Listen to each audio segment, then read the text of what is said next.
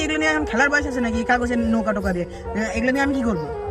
কেউই তো আমার নৌকা আর প্লেন গুলো নিচ্ছে না, তাহলে আমি কি রেজাল্ট আর ভর্তি হতে পারবো না?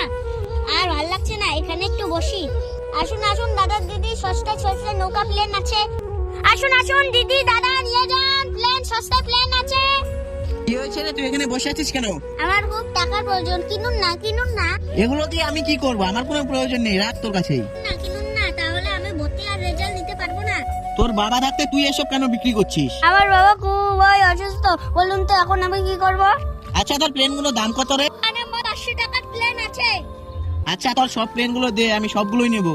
এই যে নে, এটার ভিতরে 1000 টাকা আছে। প্লেনের দাম 500 টাকা, আর 500 টাকা তুই রাখ, তোর পড়াশোনার জন্য লাগবে। না কাকু, আমি বেশি টাকা নিতে পারবো না, যেটুকু দাম ওইটুকুই দাও।